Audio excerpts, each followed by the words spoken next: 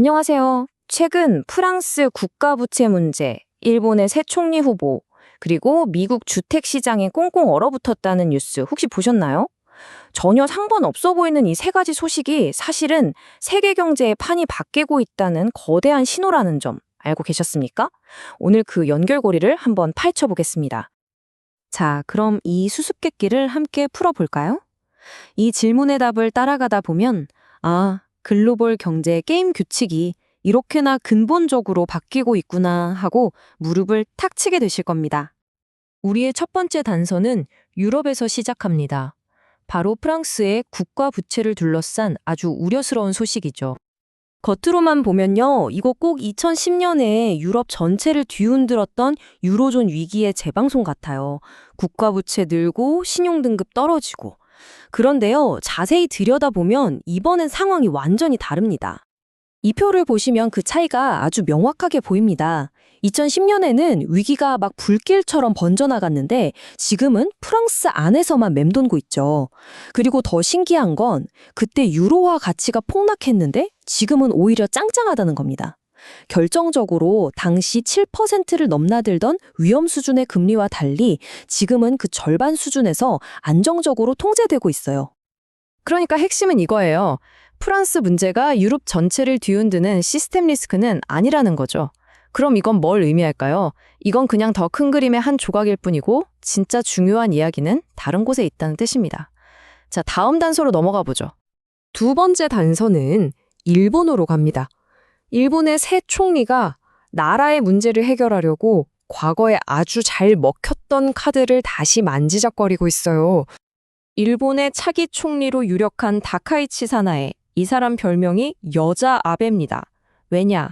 바로 아베노믹스라는 아주 강력한 경기 부양책을 다시 꺼내려 하고 있기 때문이죠. 돈을 마구 풀고 정부 지출을 확 늘리는 우리가 아는 그 세계의 화살 전략 말입니다. 이 그림을 보면 아베노믹스가 어떻게 돌아가는지 딱 보입니다. 첫째, 정부가 돈을 팍팍 씁니다. 둘째, 중앙은행은 돈을 찍어서 국채를 사주면서 금리가 오르는 걸 막아주고요. 마지막으로 엔화 가치가 뚝 떨어지니까 수출이 잘 돼서 경제에 막 활력을 불어넣는, 뭐랄까, 터보 엔진 같은 그런 전략이죠. 그런데 말이죠, 다카이치 총리 앞에는 아베 전 총리 때는 없었던 아주 큰 벽이 두 개나 있습니다. 하나는 국내의 인플레이션이고요.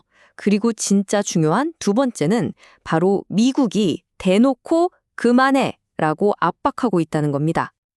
이거 보세요. 미국 재무장관이 한 발을 그대로 가져온 겁니다. 일본? 인플레 심각하니까 금리 올려라. 아니, 한 나라가 다른 주권 국가한테 통화 정책을 이렇게 해라 저렇게 해라 직접적으로 말하는 거 이거 보통 일이 아니거든요. 도대체 왜 이러는 걸까요? 자, 이제 모든 조각이 맞춰지는 지점입니다.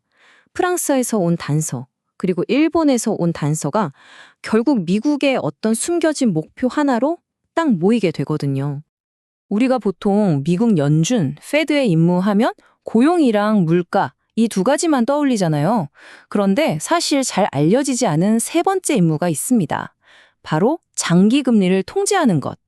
그리고 지금 이 숨겨져 있던 임무가 연준의 최우선 순위가 되어버렸습니다. 이 그래프 하나면 문제가 뭔지 바로 보입니다. 연준이 기준금리, 그러니까 단기금리는 이렇게 낮췄어요. 그런데 정작 주택담보대출이나 기업대출에 직접 영향을 주는 장기금리는 꿈쩍도 안 하고 버티고 있는 겁니다. 이게 바로 높은 모기지 금리로 이어졌고 결국 미국 경제의 핵심 엔진 중 하나인 주택시장을 그냥 꽁꽁 얼어붙게 만들어버린 거죠. 그러니까 결론은 이겁니다.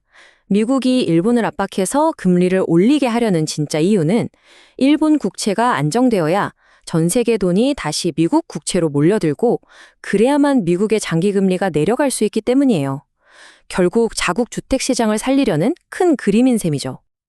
자, 이 세 번째 임무를 달성하기 위해서 미국은 이제까지와는 전혀 다른 아주 비전통적인 도구들을 꺼내들고 있습니다. 이 새로운 게임의 법칙, 그 도구 상자 안에는요, 에너지 정책부터 시작해서 동맹국을 압박하는 외교, 심지어는 복잡한 금융공학까지 온갖 것들이 다 들어 있습니다. 금융 기술도 이 새로운 전략의 아주 중요한 부분입니다. 이 스테이블 코인 전략을 한번 보세요. 1단계 스테이블 코인은 아주 안전한 자산인 초단기 국채를 담보로 발행됩니다. 2단계 스테이블 코인 인기가 막 올라가면 자연스럽게 초단기 국채를 사려는 수요가 폭발하겠죠? 3단계 그럼 재무부는 이 수요를 이용해서 장기 국채 발행은 줄이고 단기 국채 발행을 늘리는 겁니다. 결국 어떻게 될까요? 장기 국채 공급이 줄어드니까 가격은 오르고 금리는 자연스럽게 내려가는 효과가 생기는 거죠. 연준이 직접 나서지 않고도 시장을 원하는 방향으로 움직이는 겁니다. 자, 그럼 이 모듈을 종합해보면 대체 무슨 의미일까요? 우리는 지금 지난 40년 동안 세계를 지배해온 경제 원칙이 근본적으로 뒤바뀌는 현장을 목격하고 있는 겁니다. 독립적이었던 중앙은행의 시대는 가고 이제 정책 공조의 시대가 오고 있습니다. 이게 좀 어려운 말 같은데 쉽게 말하면 이제 국가적인 목표가 그 어떤 것보다 최우선이 된다는 뜻입니다. 낡은 규칙들은 다 무너지고 있어요. 이제는 단순한 경제 이론이 아니라 지정학적 전략이 금융 정책을 움직이는 시대가 된 거죠. 예전에는 각 나라 중앙은행들이 각자 움직이는 체스판 같았다면 이제는 미국이라는 한 명의 플레이어가 자기 목표를 위해서 판 위에 모든 말을 움직이는 그런 새로운 게임이 시작된 겁니다.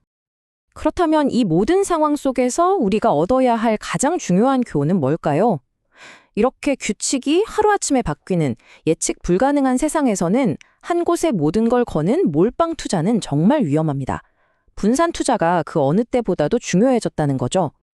그리고 이 모든 이야기는 우리에게 마지막으로 아주 큰 질문 하나를 던집니다. 세계 최강대국이 자국의 이익을 위해서 전 세계의 정책을 이렇게 노골적으로 조율하고 있다면 과연 다른 나라들의 경제적 독립이라는 게 앞으로 가능하기는 한 걸까요? 아니면 그저 환상에 불과하게 될까요?